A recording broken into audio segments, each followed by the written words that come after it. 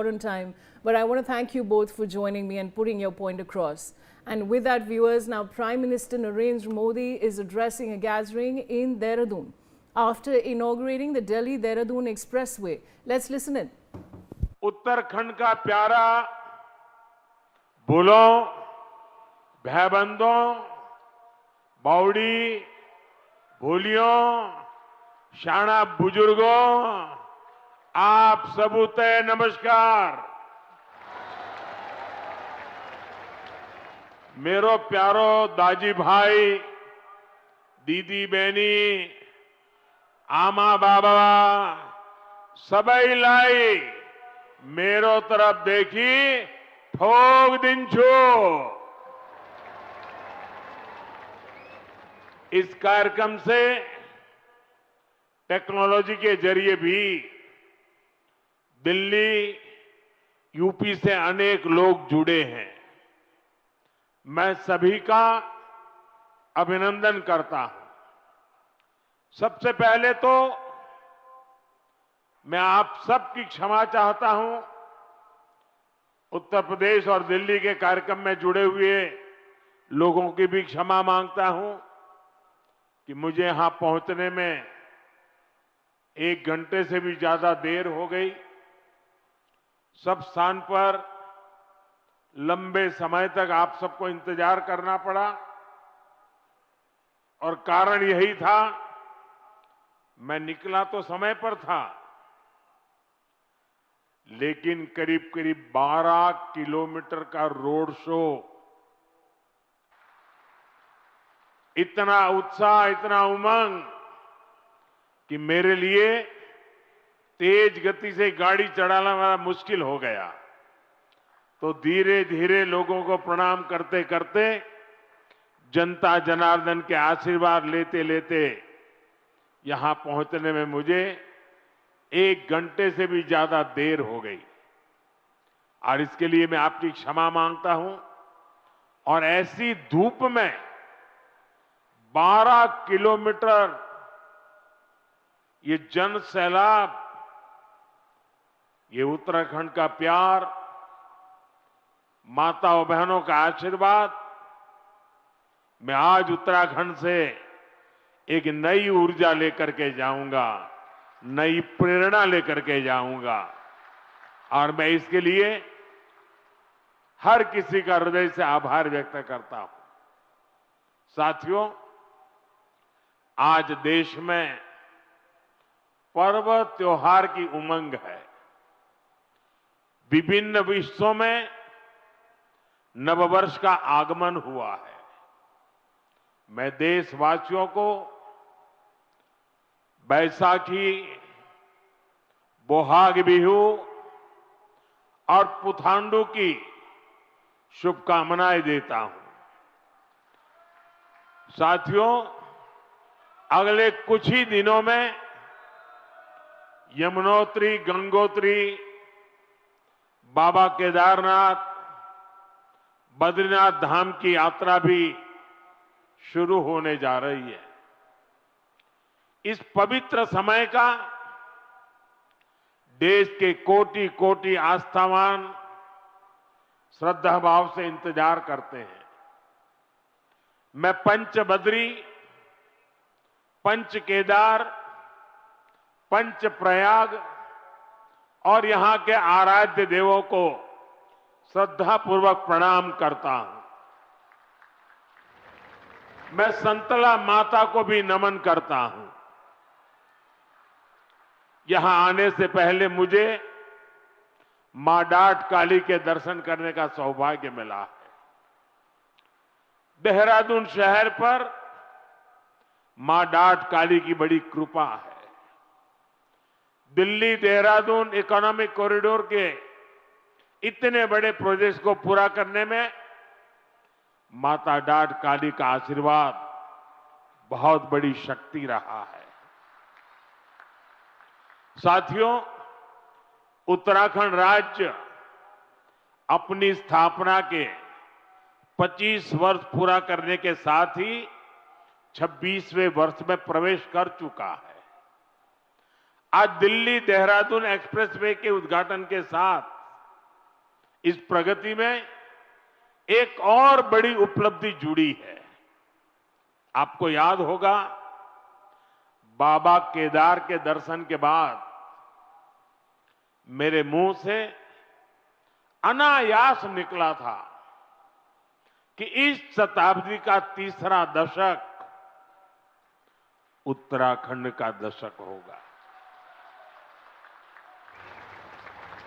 मुझे बहुत खुशी है कि डबल इंजन सरकार की नीतियां और उत्तराखंड के लोगों के परिश्रम से ये युवा राज्य विकास के नए आयाम जोड़ रहा है। ये प्रोजेक्ट भी उत्तराखंड के विकास को नई गति देगा। इस एक्सप्रेसवे का बहुत बड़ा हिस्सा यूपी से होकर गुजरता है। इससे गाजियाबाद, बागपत, बड़ौद, शामली और सहारनपुर जैसे अनेक शहरों को भी बहुत फायदा होगा। टूरिज्म के लिहाज से यह प्रोजेक्ट बहुत अहम है। मैं पूरे देश को इस प्रोजेक्ट की बहुत बहुत बधाई देता हूं। साथियों, आज डॉक्टर बाबा साहब आंबेडकर की जयंती भी है। मैं बाबा साहब को कोटि कोटि देशवासियों की ओर से श्रद्धांजलि अर्पित करता हूं। बीते दशक में हमारी सरकार ने जो नीतियां बनाई, जो निर्णय लिए, वो संविधान की गरिमा को पुनः स्थापित करने वाले रहे हैं। आर्टिकल 370 हटने के बाद आज पूरे देश में भारत का संविधान लागू है। जिन दर्जनों जिलों में माओवाद, नक्सलवाद खत्म हुआ है, वहां भी अब संविधान की भावना के अनुरूप काम हो रहा है। देश में समान नागरिक संहिता लागू हो, यह हमारे संविधान की अपेक्षा है। उत्तराखंड ने संविधान की इस भावना को आगे बढ़कर और उस भावना को आगे बढ़ाकर पूरे देश को राह दिखाई है। साथियों, बाबा साहब का जीवन गरीबों को, वंचितों को, शोषित, हमारी सरकार आज उसी भावना के साथ हर गरीब, हर वंचित को सच्चा सामाजिक न्याय देने में जुटी है। और सामाजिक न्याय का एक बहुत बड़ा माध्यम देश का संतुलित विकास है। सबको सुविधा है, सबकी समृद्धि है। इसलिए ही बाबा साहब आधुनिक इंफ्रास्ट्रक्चर की, औद्योगिकरण की भरपूर वकालत करते थे। साथियों, भविष्य की दशा और दिशा क्या होगी, अक्सर लोग इसके लिए हाथ की रेखाओं को दिखाते हैं। जो भविष्यवेत्ता होते हैं ना, वो हस्तरेखाएं देखते हैं और हर व्यक्ति के भविष्य के विषय में बताते हैं। मैं इस विज्ञान को तो नहीं जानता हूं, लेकिन कहते हैं कि ये भी एक शास्त्र है। अब ये तो हो गई व्यक्ति के भाग्य की, जो उसके हाथ में रेखाएं हैं, उसकी बात। लेकिन मैं अगर इसी संदर्भ को राष्ट्र जीवन से जोड़ करके देखूं, तो राष्ट्र की भाग्य रेखाएं कौन सी होती है? राष्ट्र की भाग्य रेखाएं ये हमारी सड़कें होती हैं, हमारे हाईवे होते हैं, हमारे एक्सप्रेस वे होते हैं, एयरवे, रेलवे, वाटरवे, ये हमारे राष्ट्र की भाग्य रेखाएं होती है। और बीते एक दशक से हमारा देश विकसित भारत बनाने के लिए विकास की ऐसी ही भाग्य रेखाओं के निर्माण में जुटा हुआ है। ये विकास की भाग्य रेखाएं सिर्फ आज की सुविधाएं नहीं है, ये आने वाली पीढ़ियों की समृद्धि की गारंटी है और ये मोदी की भी गारंटी है। बीते दशक से हमारी सरकार राष्ट्र के इन विकास रेखाओं पर अभूतपूर्व निवेश कर रही है। मैं आपको एक आंकड़ा देता हूं। अभी नितिन जी ने बहुत सारे आंकड़े सिर्फ उत्तराखंड से संबंधित बताए आपको। देखिए, साल 2014 तक ऐसे इंफ्रास्ट्रक्चर के लिए साल में पूरे देश में 2 लाख करोड़ रुपए भी खर्च नहीं होते थे। ये मैं पूरे हिंदुस्तान की बात बताता हूं। 2 लाख करोड़ भी नहीं होते थे। आज ये 6 गुना अधिक 12 लाख करोड़ रुपए से भी ज्यादा हो चुका है। यहां उत्तराखंड में ही 2.25 लाख करोड़ रुपए से अधिक के इंफ्रास्ट्रक्चर प्रोजेक्ट पर काम जारी है। 2014 के पहले पूरे देश के लिए 2 लाख करोड़, आज अकेले उत्तराखंड के लिए 2.25 लाख करोड़ रुपया। कभी उत्तराखंड के गांव में सड़क के इंतजार में पीढ़ियां बदल जाती थी। आज डबल इंजन सरकार के प्रयासों से अब सड़क गांव तक पहुंच रही है। जो गांव पहले वीरान पड़ गए थे वो फिर से जीवंत हो रहे हैं। 4 धाम महामार्ग परियोजना हो, रेल परियोजनाओं का विस्तार हो, केदारनाथ और हेमकुंड साहिब रोपवे हो, विकास की ये रेखाएं इस क्षेत्र के कोने कोने में जीवन की भी भाग्य रेखाएं बन रही है। साथियों, 21वीं सदी का भारत आज जिस स्पीड और जिस स्केल पर काम कर रहा है उसकी पूरी दुनिया चर्चा कर रही है। मैं आपको उत्तराखंड, पश्चिमी यूपी और दिल्ली का ही उदाहरण देता हूं। कुछ सप्ताह पहले ही दिल्ली मेट्रो का विस्तार हुआ, मेरठ में मेट्रो सेवा की शुरुआत हुई, दिल्ली मेरठ नमो भारत रेल देश को समर्पित की गई, नोएडा इंटरनेशनल एयरपोर्ट की शुरुआत हुई, हवाई जहाजों के लिए एमआरओ फैसिलिटी पर काम शुरू हुआ और आज देहरादून दिल्ली एक्सप्रेसवे शुरू हो रहा है। साथियों, इतने छोटे से रीजन में ये सब इतने कम समय में हो रहा है। कल्पना कीजिए देश में कितने बड़े पैमाने पर इंफ्रास्ट्रक्चर बन रहा है। और इसलिए मैं कहता हूं 21वीं सदी का भारत आधुनिक इंफ्रास्ट्रक्चर के जिस नए युग में प्रवेश कर रहा है वो अभूतपूर्व है, अकल्पनीय है। साथियों, आज भारत के अलग अलग हिस्सों को जोड़ने वाले अनेक इकोनॉमिक कॉरिडोर्स उस पर काम चल रहा है।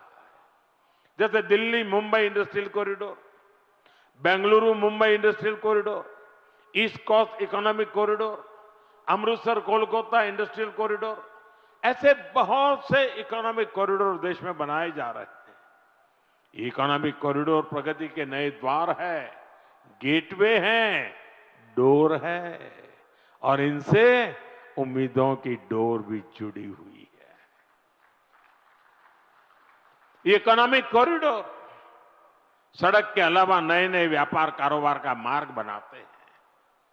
फैक्ट्रियों के लिए, गोदामों के लिए पूरा नेटवर्क, उसका आधार तैयार करते हैं।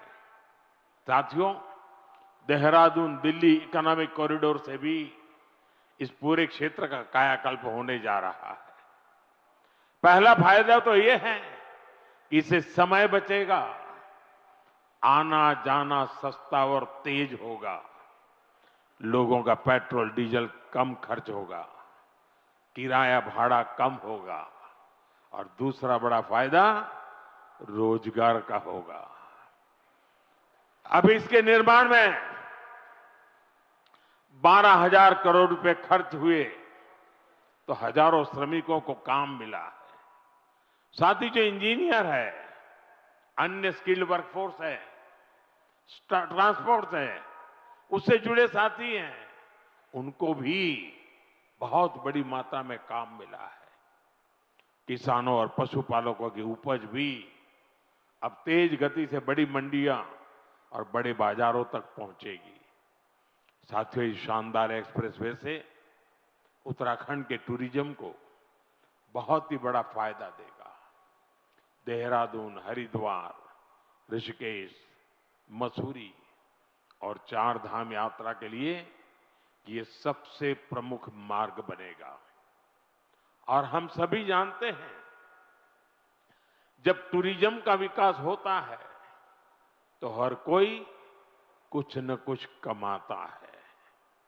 होटल हो, ढाबे वाले हो, टैक्सी हो, ऑटो हो, होम स्टे हो, सबको इसका फायदा होता है। साथियों, मुझे खुशी है कि आज Uttarakhand winter tourism, winter sports और मेड इन इंडिया शादी के लिए बहुत बेहतरीन डेस्टिनेशन बनता जा रहा है। साथियों, उत्तराखंड की अर्थव्यवस्था के लिए 12मासी पर्यटन बहुत जरूरी है और इसलिए मेरा सर्दियों में होने वाली धार्मिक यात्राओं को लेकर बहुत आग्रह रहा है। और मुझे खुशी है कि हर साल इन यात्राओं में लोगों की संख्या बढ़ रही है। आपको याद होगा, मैं 2023 में आदि कैलाश और ओम पर्वत की यात्रा पर गया था। पहले बहुत जाता था, बीच में बिल्कुल जा नहीं पाया। कई वर्षों के बाद मैं गया और मुझे मुख्यमंत्री जी बता रहे थे, गवर्नर साहब बीच में आए, वो भी बता रहे थे कि 2023 में मैं वहां गया और उसके बाद बहुत बड़ी संख्या में श्रद्धालु वहां जा रहे हैं। पहले वहां कुछ 100 लोग ही सर्दियों में यात्रा के लिए जाते थे। साल 2025 में करीब करीब 40,000 से अधिक लोगों ने इन पवित्र स्थानों की यात्रा की। कभी 1,000 नहीं होते थे, अगर 40,000 पहुंचते हैं तो यहाँ के लोगों की रोजी रोटी की कितनी बड़ी ताकत आ जाती है। इसी तरह 2024 में शीतकालीन 4 धाम यात्रा में करीब 80,000 श्रद्धालु आए थे। 2025 में ये संख्या 1.5 लाख पार कर चुकी है। साथियों, हम ऐसा विकसित भारत बनाने में जुटे हैं जहां प्रगति भी हो, प्रकृति भी हो और संस्कृति भी हो। और इसलिए आज होने वाले हर निर्माण को इन्हीं त्रिवेणी, प्रगति, प्रकृति और संस्कृति की त्रिवेणी, इन्हीं मूल्यों के आधार पर विकसित किया जा रहा है। इंफ्रास्ट्रक्चर से इंसानों को भी सुविधा हो और वहां रहने वाले वन्य जीवों को भी असुविधा न हो, ये हमारा प्रयास है। और इसलिए ही इस एक्सप्रेसवे पर करीब 12 किलोमीटर लंबा एलिवेटेड वाइल्ड लाइफ कॉरिडोर भी बनाया गया है। हाथियों को भी असुविधा न हो, इसका भी ध्यान रखा गया है। वैसे साथियों, मैं आज देश भर के सभी पर्यटकों और तीर्थयात्रियों से भी एक आग्रह करना चाहता हूं। हमारे पहाड़, ये वन क्षेत्र, ये देवभूमि की धरोहर, ये बहुत ही पवित्र स्थान है। ऐसे स्थानों को साफ सुथरा रखना ये हम सभी का कर्तव्य है, यहां रहने वालों का भी और यात्री के रूप में आने वालों का भी। इन इलाकों में प्लास्टिक की बोतलें, कूड़े कचरे का ढेर, ये देवभूमि की पवित्रता को ठेस पहुंचाता है। इसलिए बहुत आवश्यक है कि हम देवभूमि के इन स्थलों को, हमारे इन तीर्थ स्थलों को स्वच्छ रखें, सुंदर रखें। साथियों, अगले वर्ष हरिद्वार में कुंभ का भी आयोजन होना है। हमें आस्था के इस संगम को दिव्य, भव्य और स्वच्छ बनाने में कोई कोर कसर बाकी नहीं छोड़नी है। साथियों, उत्तराखंड में नंदा देवी राज जात यात्रा भी होती है। ये आस्था का उत्सव तो है ही, ये हमारी सांस्कृतिक चेतना का भी जीवंत उदाहरण है, जहां मां नंदा को बेटी मानकर पूरे सम्मान के साथ विदा किया जाता है। इस यात्रा में बहनों बेटियों की भागीदारी इसे विशेष बनाती है। मैं मां नंदा को प्रणाम करते हुए देश भर की बहनों बेटियों को भी विशेष संदेश देना चाहता हूं। विकसित भारत के निर्माण में आपकी बहुत बड़ी भूमिका है। इस देश की बेटियों की, इस देश की माताओं की, बहनों की बहुत बड़ी भूमिका मैं देख रहा हूं। और बहनों बेटियों की सुविधा, सुरक्षा और लोकतंत्र में भागीदारी, ये डबल इंजन सरकार की बहुत बड़ी प्राथमिकता है। आप अभी देख रहे हैं कि दुनिया में कितना बड़ा संकट आया है। इसे दुनिया के विकसित देशों में भी कितना हाहाकार मचा है। ऐसी मुश्किल हालत में भी सरकार का निरंतर प्रयास है कि हमारी बहनों को कम से कम परेशानी हो। साथियों, बहनों बेटियों की भागीदारी का एक और महत्वपूर्ण पड़ाव अब देश के सामने है। 4 दशकों के इंतजार के बाद संसद ने नारी शक्ति वंदन अधिनियम पारित किया था। इससे विधानसभा और लोकसभा में महिलाओं के लिए 33% आरक्षण तय हो गया। सभी दलों ने आगे आकर इस महत्वपूर्ण कानून को समर्थन दिया। अब महिलाओं को ये जो हक मिला है ना, इस हक को लागू करने में देर नहीं होनी चाहिए। अब ये लागू होना चाहिए। अब जो 2029 में लोकसभा के चुनाव होंगे और तब से लेकर के आगे विधानसभा के भी चुनाव आते रहेंगे, जो भी चुनाव आते रहेंगे, 2029 से ही ये लागू हो जाना चाहिए। ये देश की भावना है, ये देश की हर बहन बेटी की इच्छा है। मातृशक्ति की इसी इच्छा को नमन करते हुए 16 अप्रैल से संसद में विशेष चर्चा तय की गई है। देश की बहनों बेटियों के हक से जुड़े इस काम को सभी राजनीतिक दल मिलकर के सर्वसम्मति से आगे बढ़ाएं, उसको पूरा करें। और मैंने आज देश की सभी बहनों के नाम एक खुला पत्र लिखा है। सोशल मीडिया में शायद ये मेरा पत्र आप तक पहुंचा होगा। हो सकता है टीवी और अखबार वाले भी इस पत्र का जिक्र करते होंगे। मैंने बड़े आग्रह के साथ देश की माताओं बहनों को इस कार्य में भागीदार बनने के लिए निमंत्रित किया है। मुझे पक्का विश्वास है कि पत्र मेरे देश की माताएं बहनें जरूर पढ़ेगी, एक एक शब्द पर मनन करेगी और इतना बड़ा पवित्र कार्य करने के लिए 16, 17, 18 को संसद में आने वाले सभी सांसदों को उनके आशीर्वाद भी मिलेंगे। मैं आज देवभूमि से देश के सभी दलों से फिर अपील करूंगा कि नारी शक्ति वंदन अधिनियम में संशोधन का जरूर समर्थन करें। 2029 में हमारे देश की 50% जनसंख्या हमारी माताएं बहनें, हमारी बेटियां, उनको उनका हक हम देके रहे। साथियों, मैं उत्तराखंड आऊं और फौज की बात ना हो तो बात अधूरी ही रहती है। मैं गढ़ी कैंट ये सभा स्थल, ये उत्तराखंड की महान सैन्य परंपरा का प्रमाण है। यहां पास ही देश की रक्षा सुरक्षा से जुड़े कई संस्थान हैं। 1962 की लड़ाई में शहीद जसवंत सिंह जी रावत जी के शौर्य को देश कभी भुला नहीं सकता।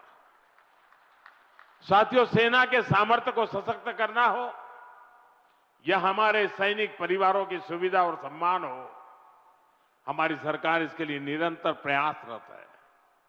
वन रैंक वन पेंशन के माध्यम से हमारी सरकार ने अब तक करीब 1.25 लाख करोड़ रुपए पूर्व फौजियों को उनके खाते में जमा कर दिए हैं। उत्तराखंड के भी हजारों परिवारों को इसका लाभ मिला है। इसके अलावा इस वर्ष पूर्व फौजियों के लिए हेल्थ स्कीम का बजट भी 36% बढ़ाया गया है। 70 वर्ष और इससे अधिक के एक्स सर्विसमैन के लिए दवाइयों की डोर स्टेप होम डिलीवरी भी शुरू की गई है। पूर्व फौजियों के बच्चों की एजुकेशन ग्रांट भी डबल की गई है और बेटियों के विवाह के लिए जो सहायता मिलती है उसको भी 50,000 से बढ़ाकर 1 लाख रुपए किया गया है।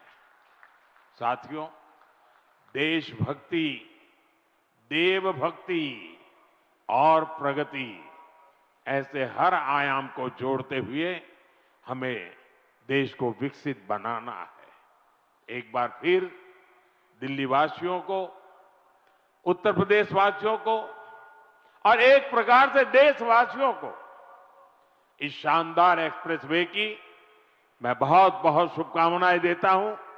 मेरे साथ बोलिए, भारत माता की, भारत माता की, वंदे वंदे वंदे वंदे वंदे वंदे वंदे।